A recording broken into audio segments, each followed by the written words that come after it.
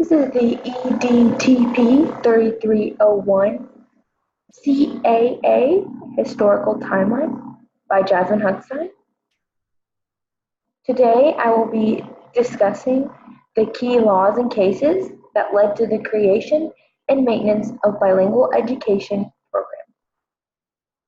This PowerPoint is dedicated to understanding the decades of setbacks and progress that has been made for bilingual programs. These milestones I will be discussing will be arranged in chronological timeline of laws, cases, and events that have occurred throughout history.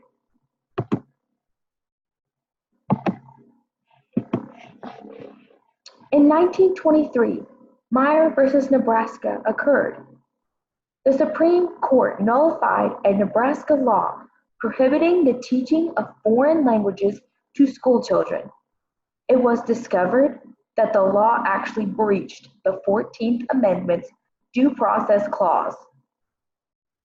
This court case played a crucial role in establishing that states' authority determined the language of instruction in public schools, but the court protected the rights of parents to organize after-school and weekend heritage classes for their children. Right, page 87. This is one of the first significant events that began the fight for equal opportunity for bilingual programs and ELL students.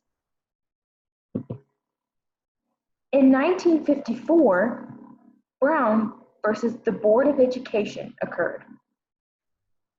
According to History.com, Brown versus Board of Education of Topeka was a landmark 1954 Supreme Court case in which the justices ruled unanimously that racial segregation of children in public schools was unconstitutional.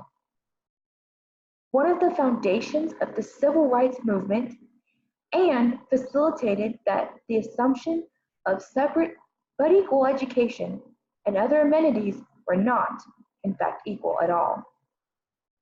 This court case revealed the false fairness of racial segregation.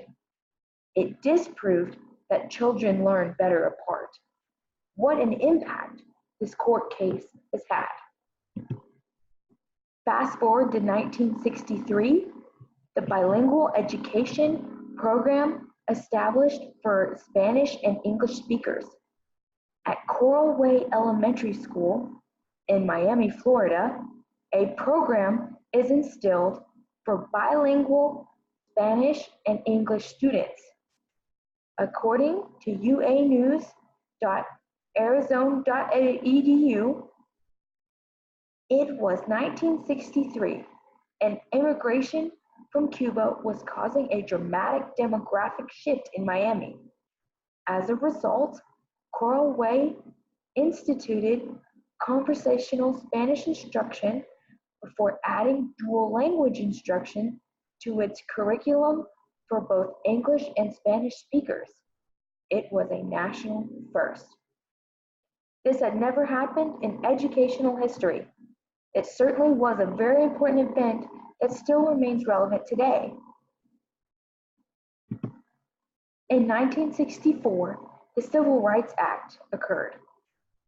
According to History.com, the Civil Rights Act of 1964 ended segregation in public places and banned employment discrimination on the basis of race, color, religion, sex, or national origin, and is considered one of the crowning legislative achievements of the civil rights movement. This was a crucial stepping stone in the direction of equal opportunity, not only in education, but as an American society overall. If this had not occurred, it would be very difficult to make further progress in education if the school system remained segregated. A few years later was the Title VII Bilingual Education Act. This act created in response to a report that published areas of concern and described innovative education programs in southwestern states that made use of students' home languages. Essentially, it allows state funding for students whose first language is not English. This was a game changer because prior to this, there was little to no money set aside for bilingual programs. In 1974, Loud versus Nicholas occurred. In San Francisco, Chinese Americans were being forced to assimilate to try to learn in a solely American English environment. They were enduring a sink or swim learning atmosphere. The school district tried to defend that the Chinese students were receiving special treatment. However, it was counter-argued that offering the Chinese students an equal opportunity to provide the same resources to students who are not proficient in the English language. Students were being singled out due to their race, and their education was in turn suffering. Thankfully, San Francisco fought for their educational rights. Again in 1974 was the Equal Education Opportunities Act. This act was heavily influenced by the Lau versus Nicholas case. It states in section 1703, no state shall deny educational opportunities to an individual on account of his or her race, color, sex, or national origin. Right, page 87. This law made it a crime to discriminate against bilingual learners. This is such an important law that has affected and will affect past, present, and future students. Although this act did not force bilingual programs to be implemented, it did legally allow education to be made available to all people. In 1981 was the Castaneda versus Pickard. Raymondville School District was found guilty of failing to meet EEOA requirements. Regardless, the court did not support the accuser's request for bilingual education. As a result of this case is a three-pronged test to determine whether schools are taking appropriate action to address the needs of ELLs as required by the Equal Opportunities Act. Right, page 88. The Castaneda standard implemented three main requirements for ELL programs. The first was based on sound educational theory. The second, implemented effectively with sufficient resources and personnel and cational theory. The third, evaluate to determine whether they are effective in helping students overcome the law of the land and determining the adequacy programs for ELLs. Right, page 88. In 2002, the No Child Left Behind Act was created. According to Wright on page 76, each state was required to create academic standards and assessments to measure those standards and use the results to hold schools accountable. This program affected ELL students and the way they were taught.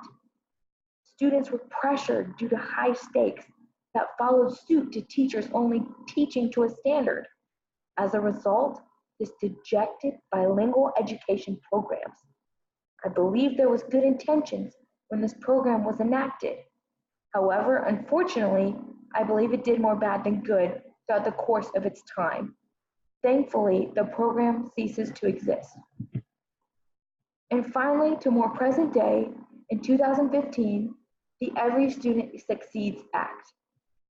President Obama signed this act into law for the purpose of creating less strict educational accountability programs in schools. It provides practical expectations for ELLs and other students alike.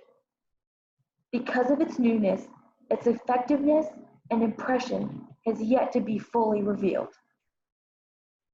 This program is very new and hopefully produces the desired result of helping ELL students succeed using the best most effective strategies possible.